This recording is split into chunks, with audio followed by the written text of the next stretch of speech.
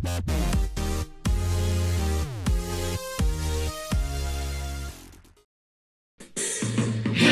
world, hear the song that we're singing.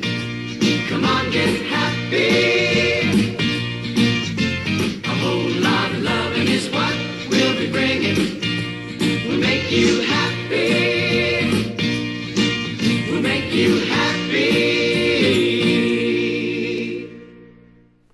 Hey everybody, I'm Jack Lombardo, and I'd like to welcome you to the very first episode of Toy Talk. Now, I'd like to start out by explaining exactly what I want to do with this show. Now, of course, the show is about toys, but I'd like to explain that I want this show to be as much about joy as it is about toy. Now, what do I mean by that, you might ask? Well, let me put it to you this way. For a period of time, I used to perform stand-up comedy for a few years, and often a question that's asked of comedians is, why do you perform comedy? Why do you enjoy doing what you're doing? And I would always give the same answer, or something similar to what I'm going to say right now. And that was, the reason I like to perform is that I understand life can be stressful. It can be hard, it can be burdensome, we all have problems. But if I can make somebody laugh for even 5 minutes of time, then that's 5 minutes that those people are not focused on any of those problems. They're not thinking about their bills, or the kids, or the mortgage, or the car, or any of those problems. For those 5 minutes, they're just focused on having a good time. They're just enjoying life. And that's kind of what I want to do with this show. Now, I understand that toys are not necessarily going to make us laugh, but what I do believe they will do is make us feel a little better as we look at them. Now, we've all been out at a thrift store or a yard sale, maybe a flea market, or even cleaning out your attic or your basement, and you come across that toy that you really loved as a child, that one that you played with all the time, that you just, was at for countless hours enjoying it.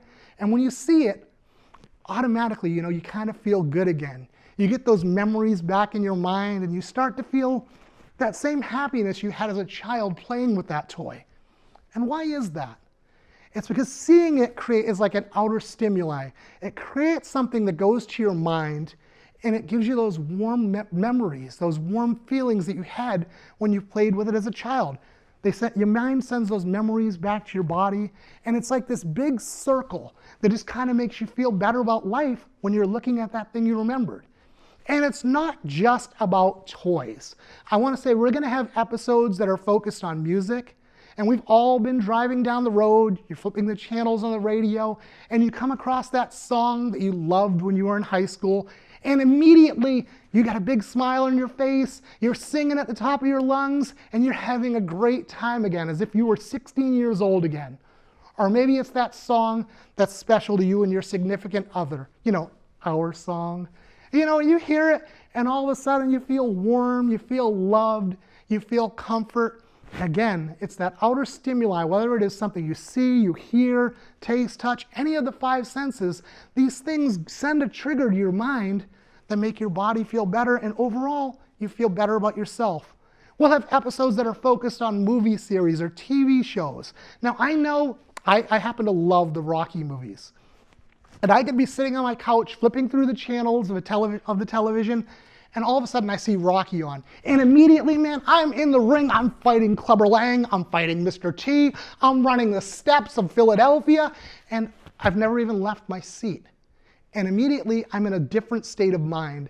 I feel a lot better than I did moments before. And, I want to tell you, there are ways that we can do this. When we're feeling down, we're having problems, it's not just seeing these different things, but like I said, our physical body, the things from the outside, send a signal to our brain that can then send it back to our body, and the whole thing works in a cycle that makes us feel better. So what I'd like you to do right now, I want to do a little exercise. I want to ask everybody at home, wherever you are in your living room, probably not if you're driving, but wherever you are that you're watching this, I want you to just take a second to stand up. Wherever you are, stand up, and what I want you to do is I want you to stand as tall as you can. Kind of look up at the sky, close your eyes, put a big cheesy grin on your face, and take a deep breath. Take a couple of them. Take a couple of deep breaths.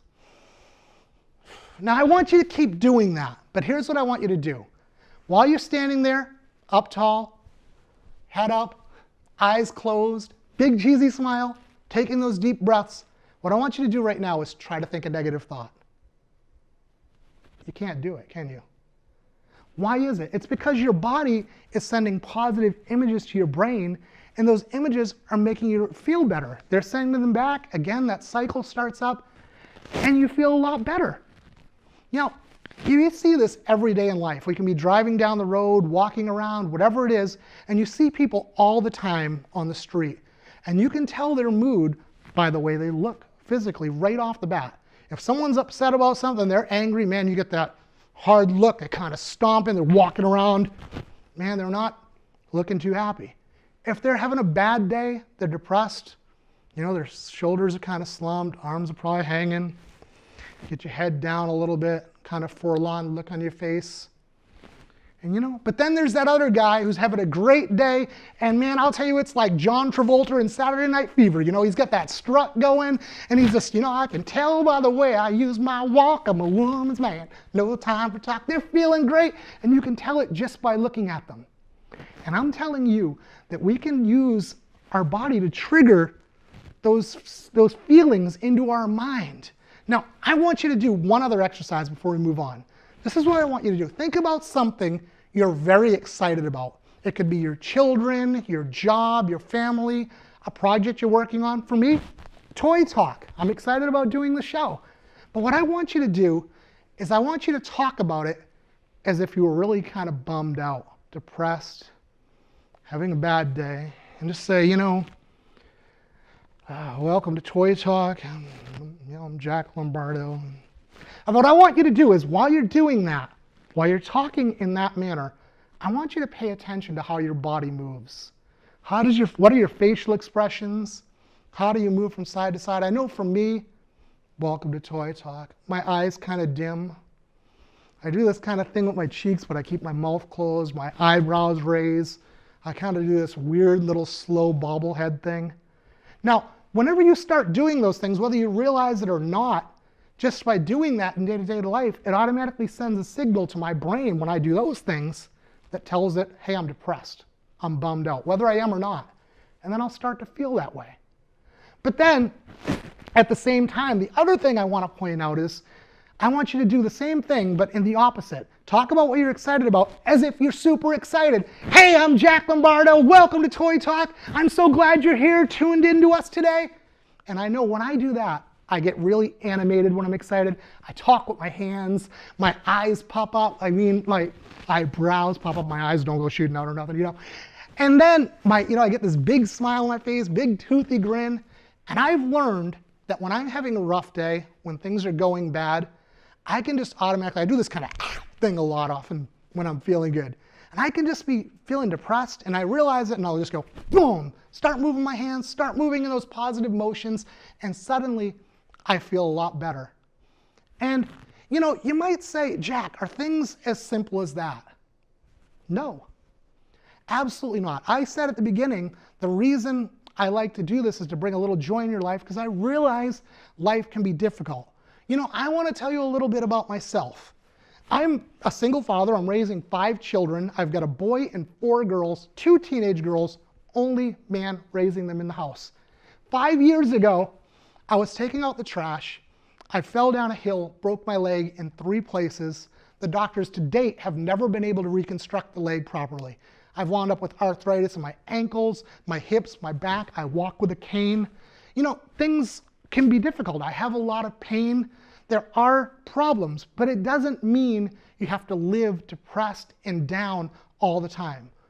What happened as this was going on is the first few years, I decided, you know, I'm going to overcome this. I'm going to work hard and I am going to get better. And I did work extremely hard. But what happened is every time I went back to the doctors, they would give me another negative report. Something had gotten worse. I wasn't getting better, I was getting worse no matter what I did. And because of that, I started to get kind of depressed. I cut myself off from people. I started kind of staying in the house unless I absolutely had to go out, whether it be to the grocery store or something like that. I'd pull the shades, didn't socialize with people. And when I did socialize, it was usually just on Facebook, and all it was negative comments. Man, I just went into this dark place. And the only thing I still did that I enjoyed was I would go out to the flea markets and different places now and again to hunt for toys. And a few months ago, I was out at Todd Farm in Raleigh. It's a flea market, if you're not familiar with it, really nice place.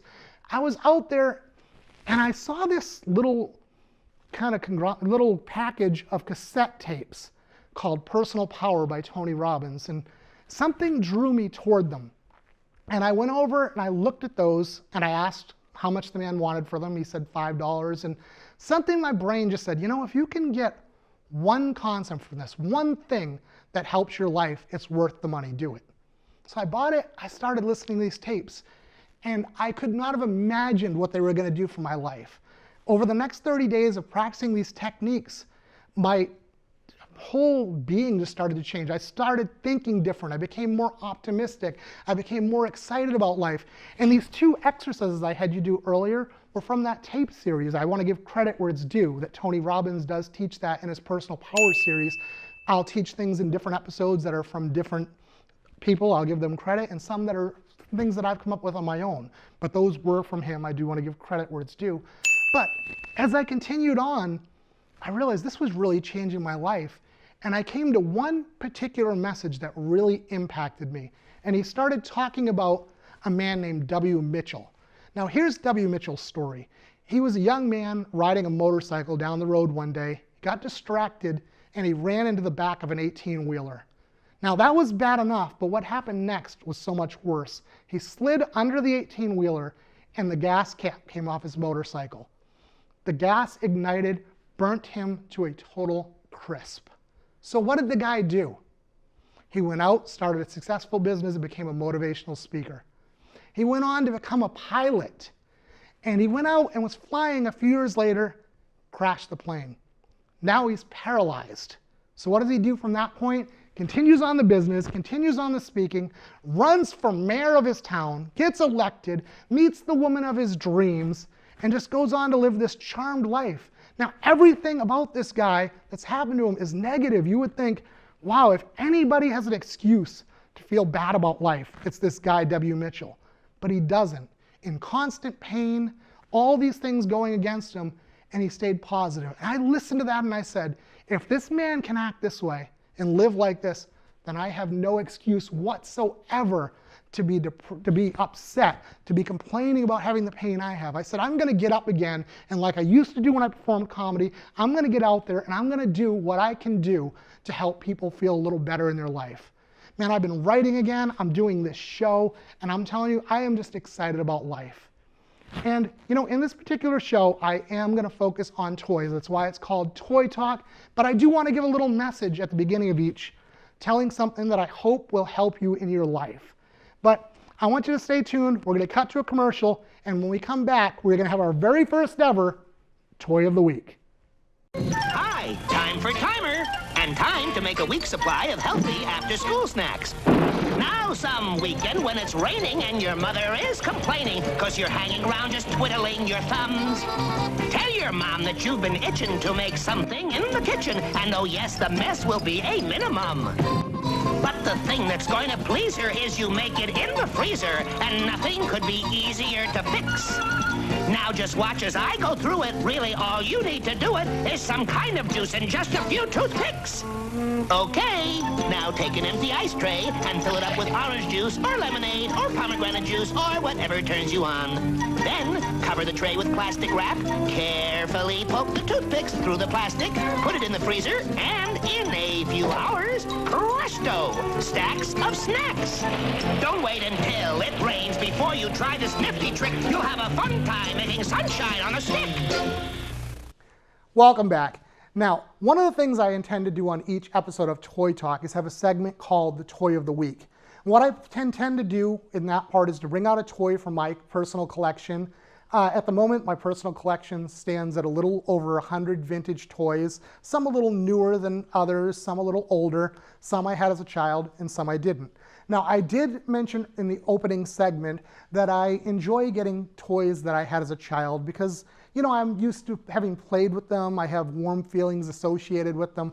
But one of the other reasons I love getting the toys I had as a child is because when I get them back, I can now share them with my children.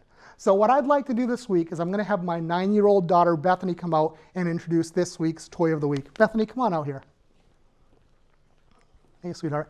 And what toy did you bring for us today? Can you hold that up for us? I have the Speak and Spell. And you like Speak and Spell. It was one of my favorite toys as a child. You enjoy playing with it. Yes. And why don't you go ahead and show us how it works? So right in the right-hand top corner is the on button. Makes a little beepy noise, yep. And how do you play? And so my favorite game, when I press on, I have to press go. That's on the left-hand corner. And it tells me what to spell. And go ahead and spell the word. So That sounded like it said 10 that time, right? 10.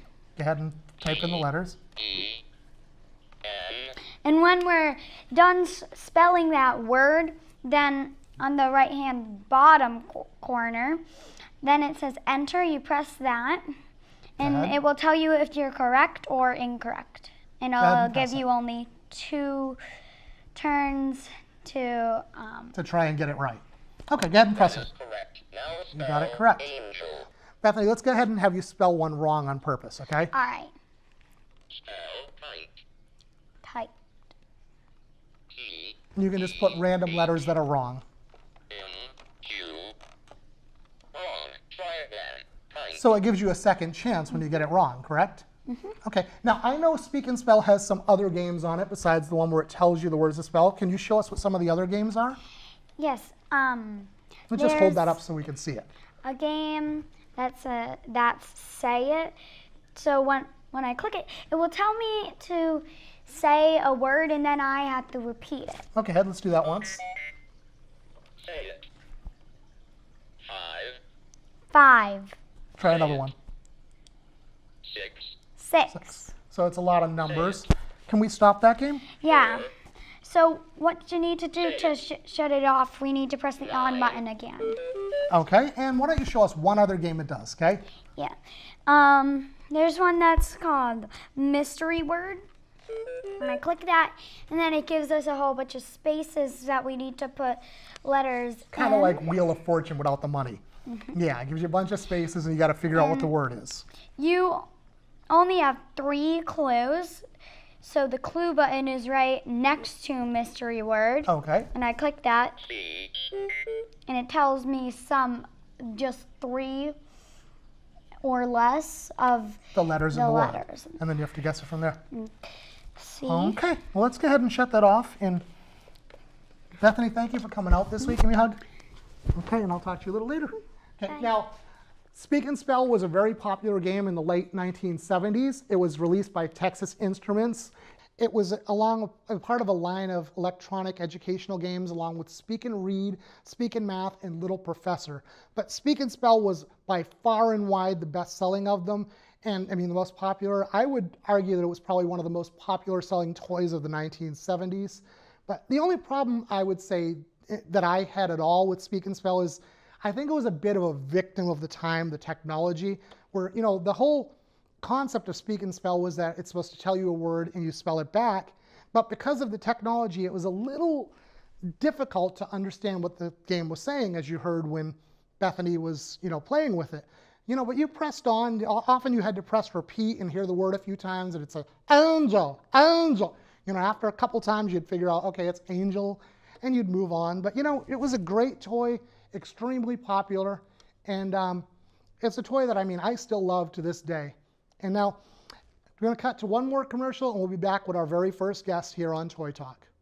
Have you got trouble? Wait, don't run. This kind of trouble is lots of fun. Pop-O-Matic pops the dice, pops the 6, and you move twice. Race your men around the track and try to send the others back. That's Pop-O-Matic Trouble. The game is fun for Dad and Mother, and Sis can trouble her mean old brother. Trouble, trouble, that's the name of Koner's Pop-O-Matic game. The most exciting chase game that makes trouble fun for everyone. Get Koner's Pop-O-Matic game. Trouble, that's the name. Welcome back.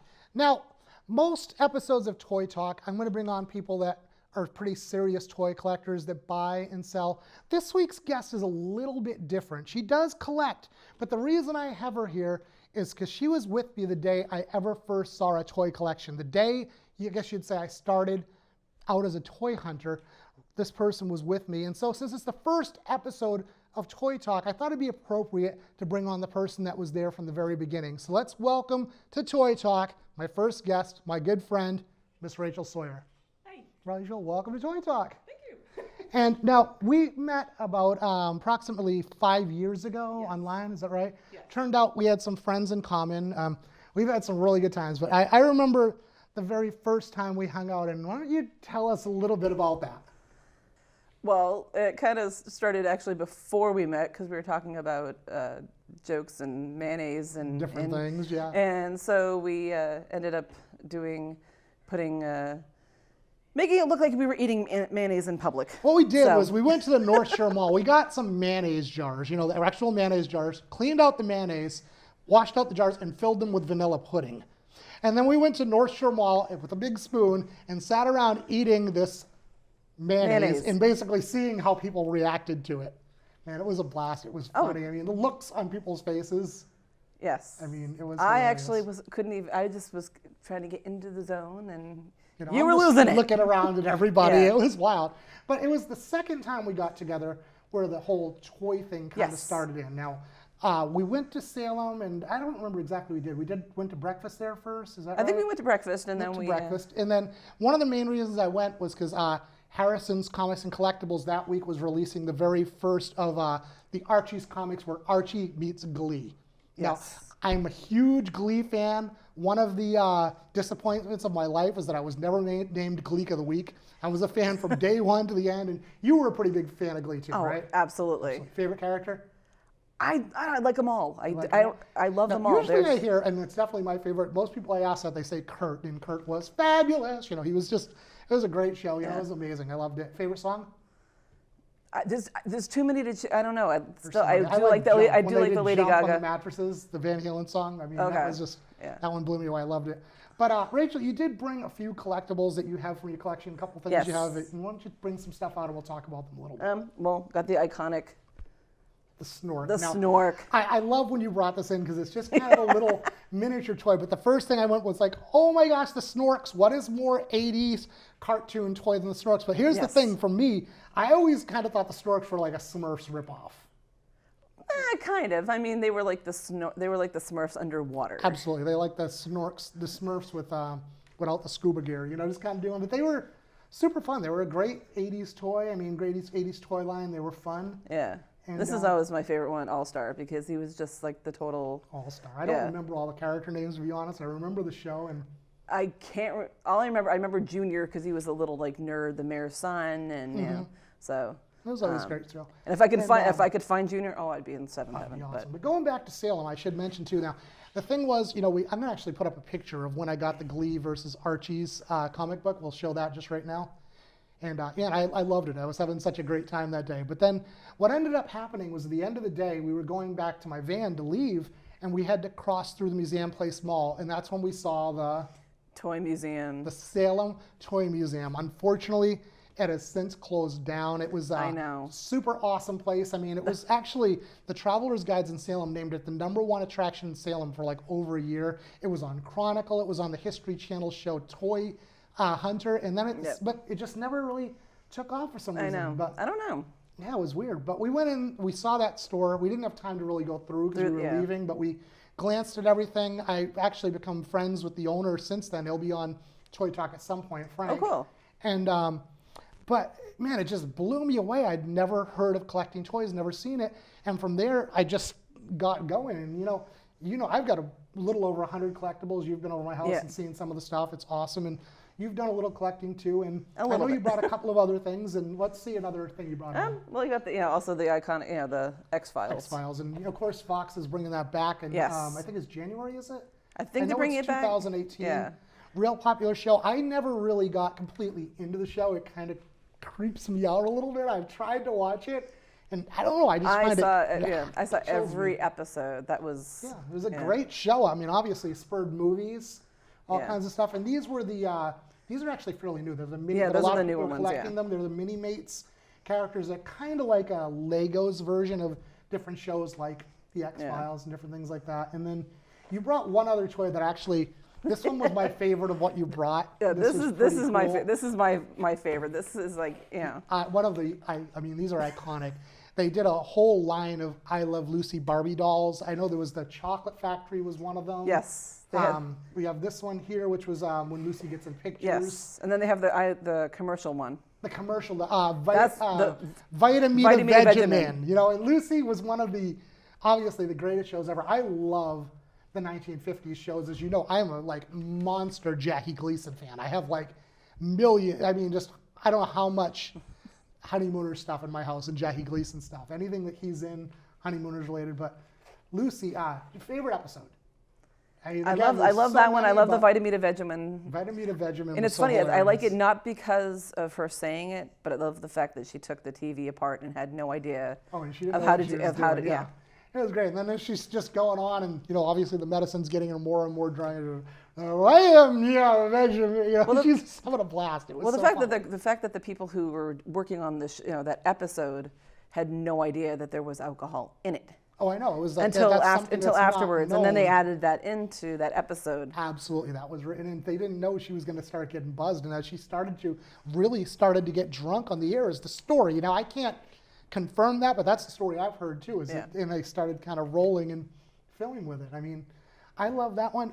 Something that recently blew me away about Lucy. I didn't know this. You know, it was one of those shows that was popular till the end. Yes. They just decided it was time to end it. But I was recently found out that the last episode was like that really infamous episode when she's stomping on the grapes, you know, in Italy. Yes. And she's stepping on and falls. That was the very last episode. Of I Love Lucy. And it was still, I mean, she was on the top of her game, you know. I think that was when she was also getting divorced in the Well, I process. think that is why the show And ended. then she had the Lucy show, which She had the Lucy show. I think there was another one that was actually just called Lucy that came out in like the late 80s or 90s. None of the others just had the same magic, you know. You just didn't have that castmates alongside of her. And of course, in the 80s or 90s, she was getting older, and she's such a physical comedian that it's, you know, a little tough to keep up those kind of falls and, you know, different things she would do. But they're pretty awesome. But now, let me ask you. Now, I know you do a little bit of collecting, not as much as some of the other guests I'm going to have on. Obviously, you have a few things. Is there anything like specific that you would want to start collecting, getting into, that you haven't started to already? That's a really good question. I have no idea. Now, I know you're a pretty big Sesame Street fan. Oh, I'm a huge. My Sesame Street fascination actually goes back to when I was little, because I was actually friends. As most people Well, would. You know, but I have actually. I was friends with Carol Spinney's niece. Carol Spinney, who was Big Bird. Big Bird, yes. Yeah. So I am like the super, like Big dork. Bird, I mean, big I Sesame still Street dork. watch it on YouTube. I admit. YouTube, man. I still watch it on television, man. I love Sesame Street. You were you've been at my house. You've seen. I've got one of the original like mid 1970s Ernie dolls, and he sits Which next won't to be my. there for long. Hint, hint, He hint. sits Sorry. next to my King Friday the 13th from Mr. Yes. Rogers' Neighborhood, and he's right in the center. King Friday the 13th to the left of him, and Lamb Chop from Lamb Chop's Play Along sits to the right. But I love Sesame Street. It's always good. I know. Yeah. You recently were supposed to go to a show to see the Humans of I Sesame was. Street. Got canceled. I know. I know. I actually cried. I know. It would have been That pretty was like, awesome. I was thinking about going myself. I was supposed to do the meet and greet, and Yeah. Well, you know, sometimes the schedules just get crossed. But, you know, Yeah. Sesame Street is great. And I want to really thank you for coming on Toy Talk today. And I got a little something to get you started, since I knew you were such a Sesame Street fan. I actually picked this up this past Oh week my God. from 1978. This is actually a one of those tin TV trays. This is really cool.